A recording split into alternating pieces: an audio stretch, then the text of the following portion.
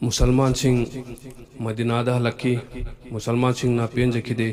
कुरेशना नफूदा वारेप कया थमलक्की वारेप सिंह अदुदा मुसलमान सिंह ना यादुना लाखी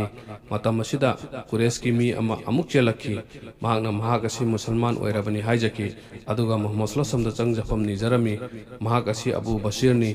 यामना चमजबा तबइंग मुसलमानी काफिर सिंगी ओटपनैबदगी खांग ngamlaktaduna chelakpani महाकी मतुंगदा मकादगी मी अनीसु यौरखी मखोई अनीना अबू बशीरबु पीना नबा हाइजकी मोहम्मद सल्लल्लाहु अलैहि वसल्लम ना उपाय लेखिदे मसाना मसाबु अंगम्बी थाकता खंजिलगा अबू बशीरबु मखोई अनीगे मखुत्ता सिनकी मखोई अनीना मुसलमान सिंगी ममांगदा महाकु पुंचिनकी अदुगा मकादा पुरगा चटकी मुसलमान सिंगना नुंगाइतना येंगदुना लेहौकी मखोईगे उपाय लेजदबा अदुगा लोइनना ममित्तगी मपी तादुना लेहौकी मखोई अनीना बशीरबु पुरगा लाकपुदुना जुल हुलैफ हारिबा मफम अदु यौरकी मफम अदु यौरकपदा तंजा चाबा अमा येंगलगा अबू बशीरना मखोई अनी अदुगे मनुंगदगी अमाबु हातोकलमी अनीसुबा अदुना बशीरदगी नांथोक्तुना चेनकी महाना मदीना यौरगा मोहम्मद सल्लल्लाहु अलैहि वसल्लम वाकतकी इकुई कुइदना अबू बशीर सु मफम अदुदा यौरकी महाना हारी हुजूर नाहकनदी आइबु मखोइदा सिनखरबनी मतम अदुदा मरम अदुना हुजिक नाहकी नाराल करी अमत लेते वाफम असी हरमलगा महाक मदीनादगी चटकी लेकंग लेबाक लेंगोई लम अदुदा कोई चतुना लेखी अदुम चतपुदुना समुंदरगी मपान यौरकी मफम अदुदा महाक लेखी मफम अदुदा कुरेश की कनागुम्बा मी अमा लाकपदा महाकना लांदारगा मंगोंदे यौरकपा पोचै खुदिंगमक मुल्लमी अदुगा मफम अदुदगी चेनकी मतम असिदा मकादा मुसलमान कया कुरेश की मियोट मिनैगी मखादा लेरमी हुदैबियादा यानची इनकिबा अदुगी मतुंग इन्ना मखोइना मदीनादा चटपसु याखिदे मखोइगी लेफम अमा लेरे हाइबा खंगबा ngamki मखोइना मकादगी चेलकलगा हारिबा समंदरगी मपाल lump अदुदा खुंदाबा हौकी मखोइना मफम अदुदा मखोइगी मसिंग अदुम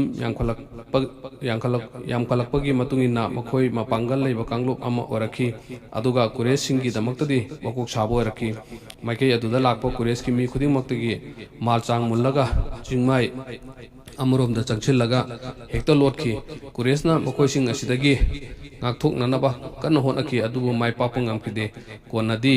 mokoi upai lerakide maramaduna kuresna Mohammad sallallahu alaihi wasallam maikeda pau tharaki madudi yanakiba makadagi madinada kana amata tatpa yadabagi wafam madu handok chare maramaduna samandargi mapanda leiriba mokoi adu kausinjaro haina haijaraki asum dauduna mafam madu leramliba musalman khuding mapu Mohammad sallallahu alaihi wasallam na madinada kausinki yanakiba singi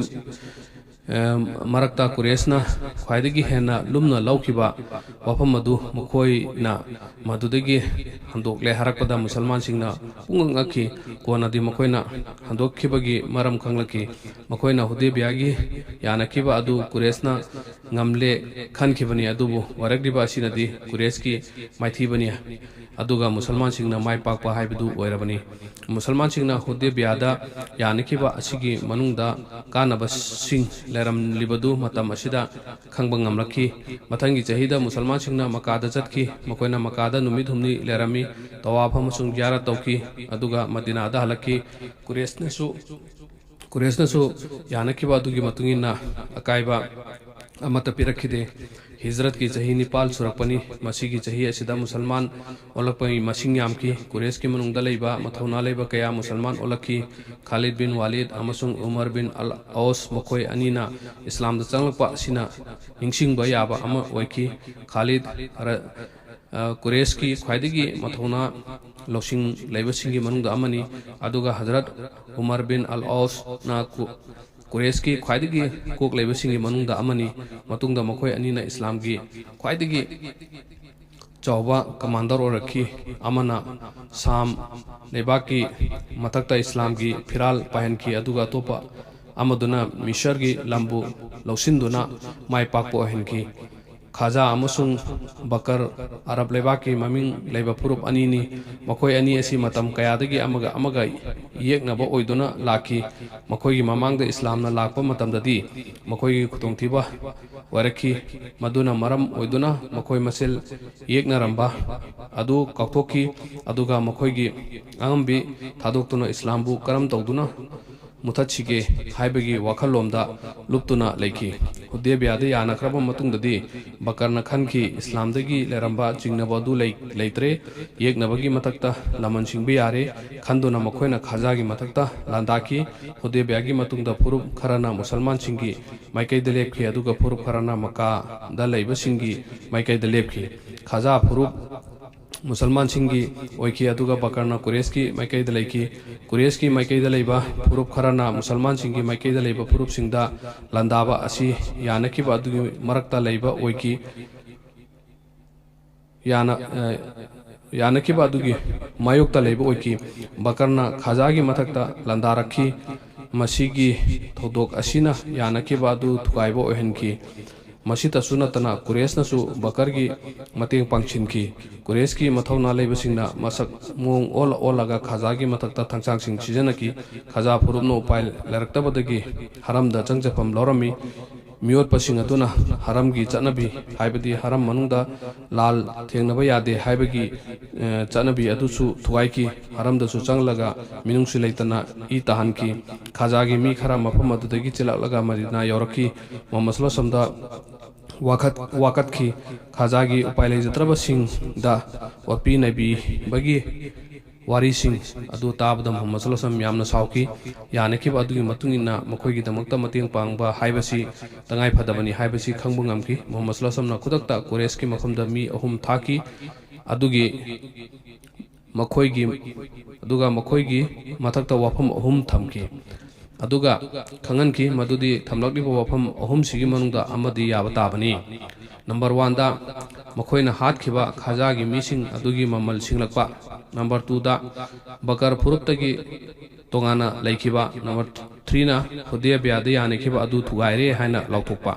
Quraysh की leader अमना मखोयगी मिहुत अमा ओइना हारि अहुमसु वाफम असि यारे हुजिक अखोयगा नखोयगा यानबा अमता लेत्रे हाइफम थोकपा अदुदी हाइखरे मदीनादगी लाखिबा मीसिंग अदुना चतख्रबा मतुंगदा Quraysh की मीसिंग यामना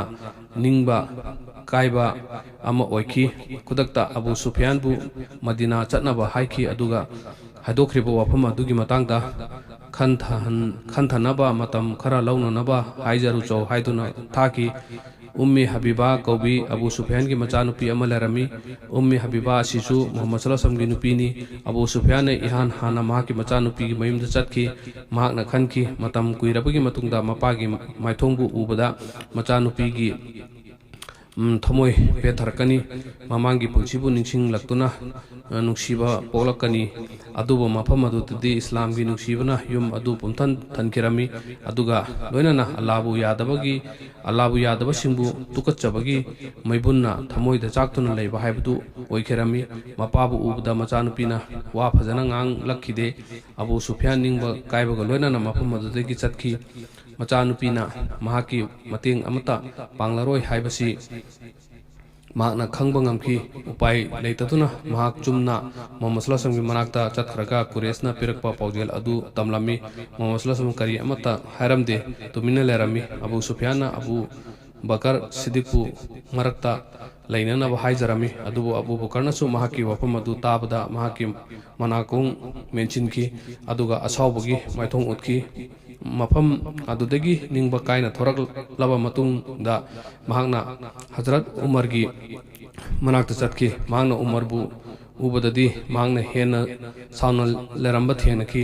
महाकना हाइबा वा अमता फावबा ताबिखिदे अमुका महाकना फातिमा की मनाक्ता चतकी मतम अदुदा हुसैन यामना पिकली फातिमाना हुसैनबु मतम बाक्ता पमलगा लेरमी अबू सुफियान हारि इचानुपी फातिमा अंगांग असिदा वफम असि खक्तंग यौहनको अइना हाइबदी सुफियानना यानद्रिबा अनिसिगी मरक्ता अफबा अमो ओइरकनबा सिल्ले हाइरिबो वफम असि याबा तारगदी ngasiदगी अरिपुंबगी leader amani haina lauragadabani Fatma na hari Abu Sufyan karino nang na hari basibu asuk pikliba angang asida asuk pikliba angang asina asigumba wafam asi karam na haigadawribano aduga mafam asidagi wafam khudingmak Allahgi Rasulgi makutta lay mafam asidasu yadrabanina mahakna Hazrat Ali gi manakta amuka chatki mahak unarami mahaki wafam khudingmak Ali gi mamangda thamki Ali na hari Allahgi Rasulna lepki wafam adu kanana hongdokhanba ngamgadawribano nangna tawta tawge haragana upai amakhak lay madudi masjidta chatlaga lauthoklucho hode biagi yanakiba adu adum leiragani haina mangna asumna tawki aduga khudakta mahak maka makai pangki maka yoram matugda miyamna monda karam tawrabno haina hanglaki mangna kumlaki madudi aigi topam thokpadudi tawramle masida Quraysh na hari nangna tawramli badudi kari sukana dabani nangbu alina karim narakpani madu nangna khangdabra asumna bu warep oibiyabra amuka hanna Qurayshki leader pumna meeting tawki makoina khajaga yasin nabana hena phagani khanki khajaga yasin nadringaida makada khajagi mising phajillaga thamlibasing adubu hatokpa maramdi Muhammad sallallahu landarakpada makoina Muhammad sallallahu mating pangkhiroina ba aduga makoigi sikiba mi masing adugi mamal khajada pikiba asini asumna walepki budil kauba nupama makada larami mahak asi khaja phurupki yamna izat leiba amasung paisa paiba mi amani Abu Sufyan na mahak ka wari sanaki makoini sigeba mising adugi mamal piragani haina haiki wapamasi badil na yaraduna waloshinki